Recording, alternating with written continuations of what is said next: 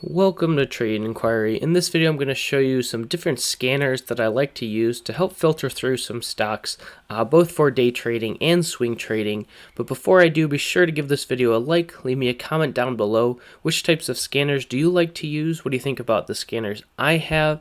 I would love to hear your feedback in your comments. And of course, subscribe for more trading, investing, and finance videos. So let's get into it. I have a number of different scanners that I like to use, but I typically stay around three, and I'll go through those three for you. The first one is for day trading, and then the second two will be for swing trading.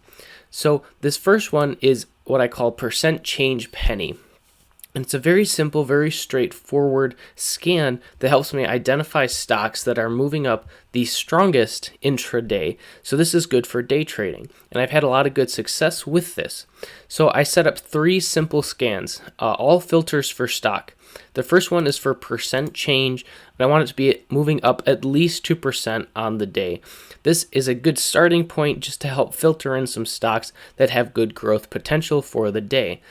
In terms of the price, I typically have a minimum of 75 cents with a maximum of $10. This really focuses in on that penny stock range, but occasionally I'll buffer this up to $20 or even $25 because there's often some great stocks moving in that price range. But for the purposes of the video and for this particular scanner being at penny stocks, I keep that at $10 and usually has not gone wrong for that. Next up, I will add a stock filter for volume, and I really want this to be liquid. I want a lot of people to be coming into the stock interested in buying it, looking to buy and sell shares. So I have a minimum of 500,000 for the volume on the day, and I've never had an issue with this. I think having that filter for volume gives it a nice little buffer. Overall, this scanner typically brings up about, 10 to 20 stocks. And then in my watch list, I will just rank it according to this percent change. And that has usually been very successful, as I've mentioned. Typically very helpful just to get a sense of what is moving on the day.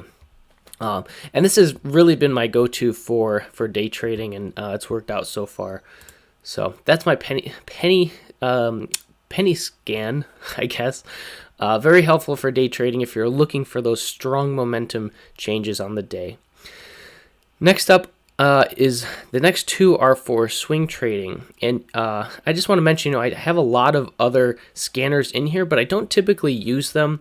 There's a lot of testing involved and just kind of looking what would work for me. And I typically don't use these anymore. I really should go in and delete some of them. The ones I'm going to show you are the ones I use most often, so I thought I should show you.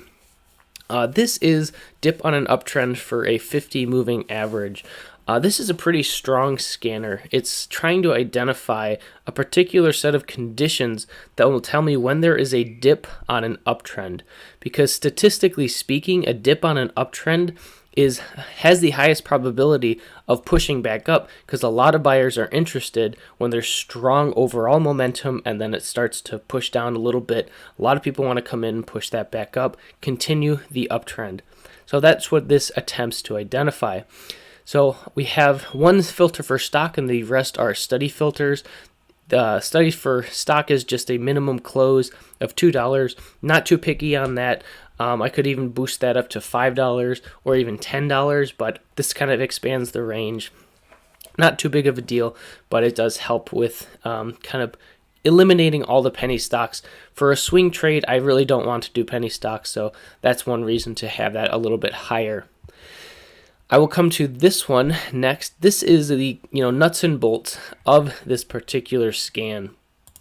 So let's take a closer look. There's a lot of customization in this, and I'll walk you through it. So first and foremost, we want when the 20-day moving average is greater than the 40-day moving average.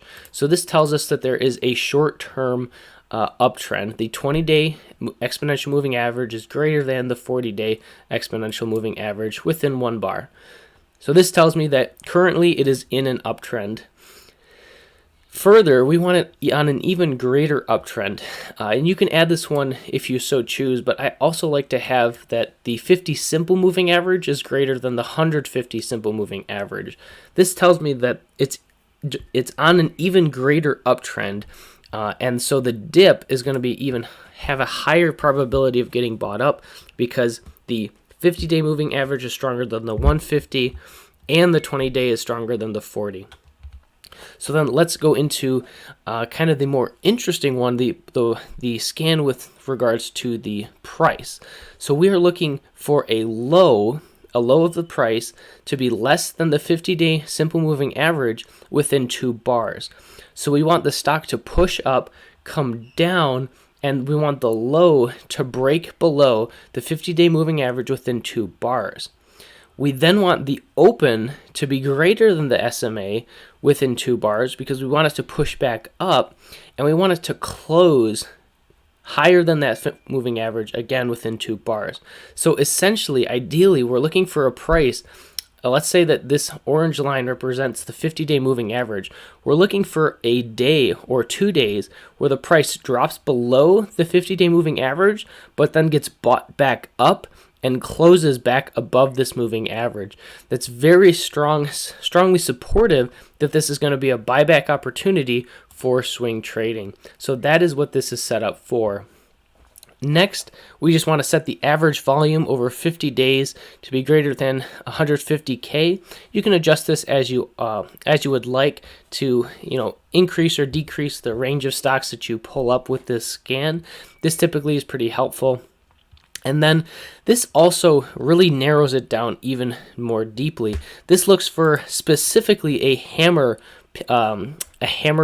price action within this particular scan.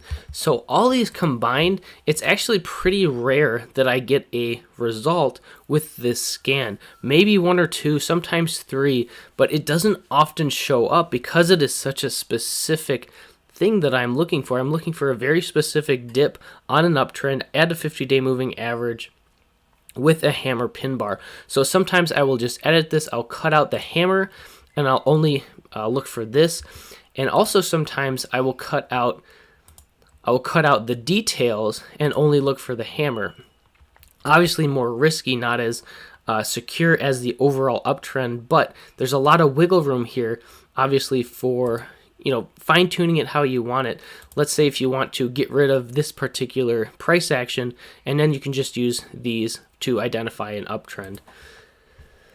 One more thing I like to do with this, I'd like to mention, you can scan in different areas, and often I'll keep it in all optionable, but one thing that can be really helpful, especially if, let's say, you have a scan that's pulling up too many stocks, you can narrow it down, go to these public watch lists, and then only select the Russell 2000 or even the S&P 500.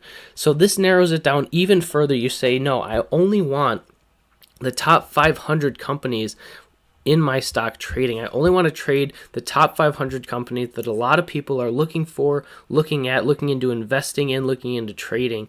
I think that can be very helpful as well. You're essentially looking into stocks that are already prepped for success, being in the S&P 500. They've been selected, they've been chosen because they are good companies. So I think that's a great way to buffer this, to add a lot more to it. Now, the next and final scanner I will show you is again for swing trading, and it is the exact same setup as the previous one, but we are looking on a shorter time frame. So this time, instead of looking at a dip on the 50-day moving average, we're looking at a dip on the 20-day moving average, which is also very commonly used for swing trading. So using these two combined, I have a lot of flexibility and freedom to change this as I like and try to identify matches. Now, I don't always get matches, but that's okay because when I do, they're often very good setups. Of course, not always the case. I actually checked this one out already. Etsy does not look that great. In terms of a swing trade, it just came off of a positive earnings and is consolidating a bit. So it does definitely have some potential, but it is currently pushing down. And you can see it does have a hammer right now. So this is a definite possible trade, and let's say you came in above and had a stop loss below, you're risking no more than 2 or 3%, which is pretty tough. So you'd have to, size your account accordingly, but you can see how these specific scans can bring up some great stocks to look into.